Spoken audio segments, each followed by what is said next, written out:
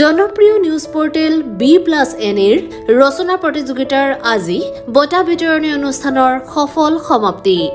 ডিগবৈ মহিলা মহাবিদ্যালয়ৰ প্ৰেক্ষাগৃহত অনুষ্ঠিত বঁটা বিতৰণী অনুষ্ঠানত উপস্থিত থাকে সাহিত্যিক পুণ্য শইকীয়া, শিক্ষাবিদ অনিল চন্দ্ৰ শইকীয়া, মহাবিদ্যালয়খনৰ অধ্যক্ষ ডক্টৰ সঞ্চিতা চেতিয়া, উপাধ্যক্ষ জুবিএল কলিতা, সাহিত্য সভাৰ সাংগঠনিক সম্পাদক সুনীল গুৰুং, মাৰ্ঘেৰিটা মহাবিদ্যালয়ৰ অধ্যাপিকা জ্যোতি সোণোৱাল, সমাজসেৱক গুণকান্ত গগৈ, প্ৰশান্ত শইকীয়া, যোগেন পাটোৱাৰী, ৰাহুল চেত্ৰী, ৰানুমণি কোঁৱৰ, ৰুণাশ্ৰী শইকীয়া, নয়ন চমুৱা, ত্ৰিদীপ কাকতি, নিপু কলিতা, শিক্ষয়িত্ৰী ডিম্পী চেতিয়া, ইৰাণী বৰদলৈ, টাই আহোম যুৱ পৰিষদৰ ডিগবৈ আঞ্চলিক সমিতিৰ সভাপতি বিতুপন লাহন, দীপ সোণাৰ, জ্যেষ্ঠ সাংবাদিক বিনন্দ কোঁৱৰ, ৰমণী বুঢ়াগোহাঁই, ৰাজু হাজৰিকা, মনোৰঞ্জন দাস, বিনোদ বাগৰা, হিৰণ্য ৰাজবংশীসহ বহুজন গণ্যমান্য ব্যক্তি।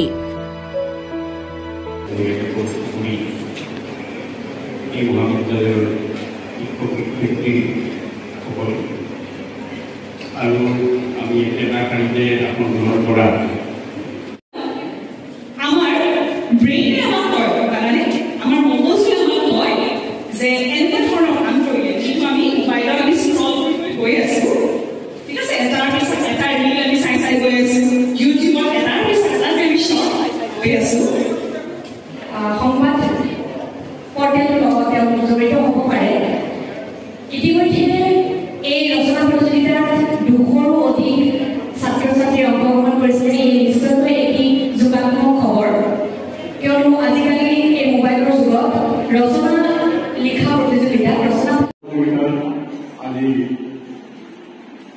বঁটা বিতৰণী অনুষ্ঠান অসমৰ বিভিন্ন জিলাৰ বিভিন্ন প্ৰান্তৰ ছাত্ৰ ছাত্ৰীসকলে এই ৰচনা প্ৰতিযোগিতাত আগভাগ লৈছিল। শিক্ষয়িত্ৰী শিখাজ্যোতি শৰ্মা আৰু খেম বাহাদুৰ চেত্ৰীয়ে আঁত ধৰা অনুষ্ঠানত বঁটা লাভ কৰা প্ৰতিযোগীক বঁটাসমূহ প্ৰদান কৰা হয়। অনুষ্ঠানত মহাবিদ্যালয়খনৰ ছাত্ৰ ছাত্ৰীয়ে গীত নৃত্য পৰিৱেশন কৰে। উল্লেখ্য যে B+Nয়ে আয়োজন কৰা ৰচনা প্ৰতিযোগিতাত বিভিন্ন জিলাৰ 2 শতাধিক ছাত্ৰ ছাত্ৰীয়ে অংশগ্ৰহণ কৰে। ৰচনা প্ৰতিযোগিতাৰ ক শাখাত প্ৰথম স্থান লাভ কৰে বিজয়া উপাধ্যায়, দ্বিতীয় স্থান অৰিন্দম সোণোৱাল আৰু তৃতীয় স্থানত দেৱাশ্ৰী সূত্ৰধৰ। উদগনিমূলক পুৰস্কাৰ লাভ কৰে দেৱস্মী পাল আৰু জগভি গগৈয়ে। খ শাখাত প্ৰথম স্থান লাভ কৰে অদিতি পালে, দ্বিতীয় স্থানত ৰাখী শইকীয়া আৰু তৃতীয় স্থানত কৃষ্ণভ বৰুৱা। উদগনিমূলক পুৰস্কাৰ লাভ কৰে নন্দিতা চক্ৰৱৰ্তীয়ে। গ শাখাত প্ৰথম স্থান লাভ কৰে দীক্ষিতা ফুকনে, দ্বিতীয় স্থানত প্ৰজ্ঞানদীপ শইকীয়া আৰু তৃতীয় স্থানত কৃতিকা সূত্ৰধৰ। লগতে উদগনিমূলক বঁটা লাভ কৰে ইৰাণী কলিতাই। আজি B+Nৰ উদ্যোগত যি ৰচনা প্ৰতিযোগিতাৰ পুৰস্কাৰ প্ৰদান সভাত উপস্থিত থাকিবলৈ পাই মই নথৈ আনন্দিত হৈছোঁ। B+Nৰ এয়া খুব সুন্দৰ পদক্ষেপ। মই ভাবোঁ আমাৰ ল'ৰা ছোৱালীৰ অভাৰঅল পাৰ্চনেলিটি ডেভেলপমেণ্টৰ কাৰণে পঢ়া শুনাৰ লগতে এক্সট্ৰা কাৰিকুলাৰ এক্টিভিটিজো খুব জৰুৰী। গতিকে B+Nয়ে এই ৰচনা প্ৰতিযোগিতা আয়োজন কৰি ল'ৰা ছোৱালীৰ যি ক্ৰিয়েটিভিটি সেইখিনি যে উলিয়াই আনিবলৈ চেষ্টা কৰিছে, এয়া খুব সুন্দৰ পদক্ষেপ। মই তেওঁলোকক কৃতজ্ঞতাও জ্ঞাপন কৰিছোঁ, লগতে অভিনন্দনো জ্ঞাপন কৰিছোঁ। যিসকল বিজয়ী এই ৰচনা প্ৰতিযোগিতাত, বিজয়ীসকলক মই অভিনন্দন জ্ঞাপন কৰিছোঁ আৰু লগতে যিসকলে ভাগ লৈছিল, যদিও তেওঁলোকে পুৰস্কাৰ পোৱা নাই, তথাপি তেওঁলোকে যে খুব সাহসেৰে ভাগ লৈছে তাৰ কাৰণে তেওঁলোকক ধন্যবাদ আৰু অভিনন্দন জ্ঞাপন কৰিছোঁ। লগতে B+Nয়ে যেন খুব সুন্দৰভাৱে সঁচা বাতৰি প্ৰকাশ কৰি ভালদৰে কাম কৰি আগুৱাই যাব পাৰে তাৰ কাৰণে তেওঁলোকৰ উজ্জ্বল ভৱিষ্যত কামনা কৰিছোঁ। ধন্যবাদ। Delhi Public School Dibrugarh. ভাল লাগিলে। Thank you for selecting me in essay competition. তুমি আগতে এনেকা পুৰস্কাৰ পাইছা নে নাই? পাইছো, ডান্সত পাইছো। আজি ডিব্ৰুগড়ৰ পৰা ইমান দূৰ আহি পুৰস্কাৰ ল'লা, মনত কেনেকুৱা লাগিছে? ভাল লাগিছে, ঠিক আছে, কংগ্ৰেচুলেশ্যন। B+NE বৰ ধুনীয়া অনুষ্ঠান এটা আয়োজন কৰিলে। বহুতবাৰ দেখিছোঁ পৰ্টেল নিউজ চেনেল যদিও একেবাৰে চালুকীয়া এটা নিউজ চেনেল। জন্মলগ্নৰ পৰাই দেখি আছোঁ ভাতৃপ্ৰতিম দুজন ল'ৰাই এই অনুষ্ঠান ভাগ আৰম্ভ কৰিছে। বহুত পৰ্টেল চেনেল এনেকৈ আৰম্ভ হয়, মাজতে শেষ হৈ যায়। তেওঁলোকে কেৱল খবৰেই সংগ্ৰহ কৰা নাই, তাৰ লগে লগে আমাৰ সমগ্ৰ অসমৰ চুকে কোণে সোমাই থকা বিভিন্ন ছাত্ৰ ছাত্ৰীৰ মাজত সোমাই থকা প্ৰতিভাসমূহো এই ৰচনা প্ৰতিযোগিতাৰ মাজেৰে উলিয়াই আনিবলৈ প্ৰয়াস কৰিছে। ই নিশ্চয়কৈ প্ৰশংসা কৰিবলগীয়া। ধন্যবাদ জ্ঞাপন কৰিছোঁ B+NEৰ সকলো কাৰ্যকৰ্তালৈ, যিয়ে এনে ধুনীয়া পদক্ষেপ আমাৰ মাজলৈ লৈ আহিছে। ধন্যবাদ। আজি B+ নৰ্থ ইষ্টৰ উদ্যোগত আয়োজিত ৰচনা প্ৰতিযোগিতাৰ বঁটা বিতৰণী অনুষ্ঠানত উপস্থিত হ'বলৈ পাই যথেষ্টই ভাল লাগিলে। ডিগবৈ মহাবিদ্যালয়ৰ সহযোগত এনেকুৱা এটা ধুনীয়া সুন্দৰ অনুষ্ঠান হ'ল। ৰচনা আমি সৰুতেও লিখিছিলোঁ, আৰু ৰচনাই এজন ব্যক্তিক আচলতে চিন্তাশীল সৃষ্টিশীল কিছু কাম কৰিবলৈ উদগনি যোগায়। ৰচনা বুলি ক'লে এজন ব্যক্তিয়ে যেতিয়া কথাখিনি লিখাৰ লগে লগে তেওঁৰ যিটো সংগঠিতভাৱে তেওঁৰ মনৰ ভিতৰৰ ভাৱবিলাক অট'মেটিকেলি ওলাই আহে। সেই সুসংগঠিত ভাৱত ৰচনাই হৈছে আত্মপ্ৰকাশ কৰে তেওঁৰ মনৰ ভাৱবিলাক। আৰু যিটো বিষয়ৰ ওপৰত তেওঁক ৰচনাখন লিখিবলৈ দিয়া যায়, সেই বিষয়টোৰ ওপৰত তেওঁ সবলভাৱে এটা যুক্তি দাঙি ধৰিবলৈ চেষ্টা কৰে।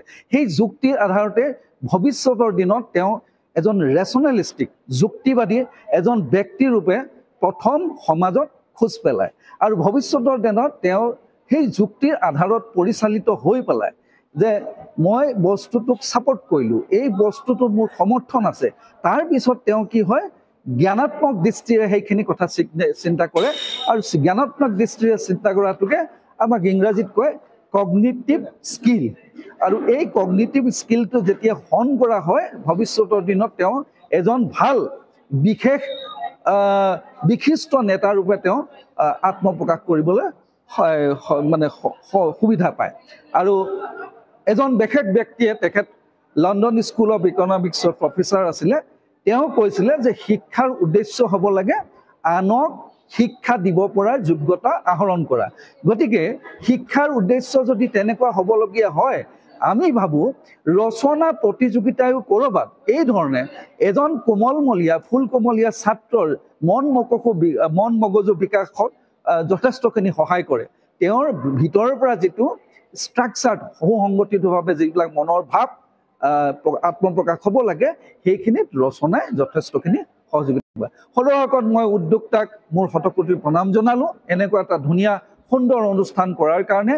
আৰু মই সকলো এই অনুষ্ঠানত ভাগ লোৱা সকলো প্ৰতিযোগীক, যিসকলে পুৰস্কাৰ পালে তেখেতলোকৰ লগতে যিসকলে পুৰস্কাৰ নেপালে তেখেতলোকলৈ মোৰ আন্তৰিক অভিনন্দন আৰু শুভেচ্ছা জ্ঞাপন কৰিলোঁ। B+NE উদ্যোগত এটা আজি ৰচনা প্ৰতিযোগিতাত প্ৰথমে মই উদ্যোক্তাসকলক নমস্কাৰ জনাইছোঁ, কাৰণ আজি আহি অতি ভাল লাগিছে। কেলে ৰচনা প্ৰতিযোগিতা, আমি স্কুলতে ৰচনা লিখিছিলোঁ, কাৰণ খুব ভাল লাগিছে। কেলে আমি ৰচনা স্কুলত পালে শেষত থাকিলেও আগত লিখিবলৈ চেষ্টা কৰিছিলোঁ, কাৰণ আটাইতকৈ নম্বৰ পোৱাৰ বিষয়টো আছিলে ৰচনাই। সেইকাৰণে ৰচনাটো লিখি যিমান ভাল লাগে অন্যবোৰতকৈ বহুত বেছি ভাল লাগে। গতিকে ৰচনা প্ৰতিযোগিতাই আধ্যাত্মিক জ্ঞানো আহৰণ কৰিব। গতিকে বছৰে বছৰে পাতি থাকি এইবিলাক আধ্যাত্মিক জ্ঞান আহৰণ কৰি ছাত্ৰসকলক উৎসাহিত কৰিব। ভৱিষ্যতলৈও এনেকুৱা প্ৰতিযোগিতা পাতি থাকক, ৰচনা লাগে, প্ৰবন্ধ হওক, আৰু কিবা কিবি পাতি থাকক, আমাৰ সহায় সহযোগ থাকিব। গতিকে ইয়াকে কৈ মই ধন্যবাদ দিছোঁ। নমস্কাৰ। আজি ডিগবৈ মহিলা মহাবিদ্যালয়ত B+NE যিটো আমাৰ ডিগবৈৰ এটা জনপ্ৰিয় পৰ্টেল নিউজ চেনেল, তেখেতসকলে আয়োজন কৰা ৰচনা প্ৰতিযোগিতাত আমি জানিবলৈ পাইছোঁ যে অসমৰ কেইবাখন জিলাৰ ছাত্ৰ ছাত্ৰীসকলে অংশগ্ৰহণ কৰিলে। আৰু আজি ডিগবৈ মহিলা মহাবিদ্যালয়ত বঁটা বিতৰণী অনুষ্ঠান আছিলে, আৰু এই অনুষ্ঠানভাগিত উপস্থিত থাকিবলৈ পাই আমি নিজকে ধন্য মানিছোঁ। আৰু B+NEৰ এই যিটো মহান কাম, এই কামটোৰ আমি শলাগ লৈছোঁ, প্ৰশংসা কৰিছোঁ।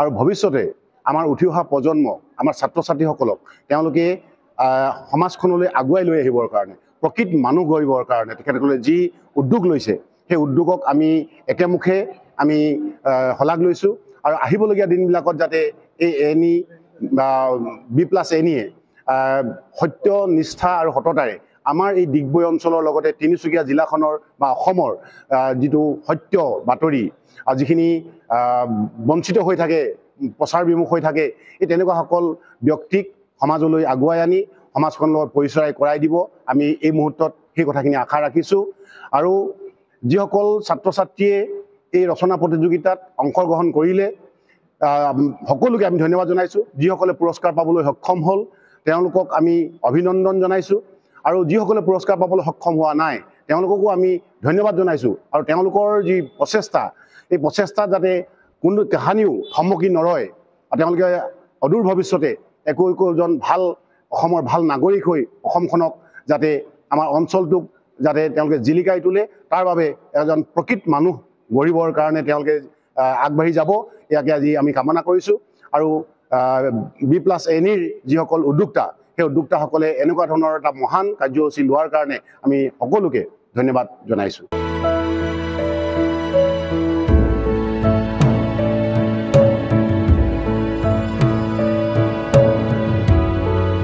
Bureau Report B+NE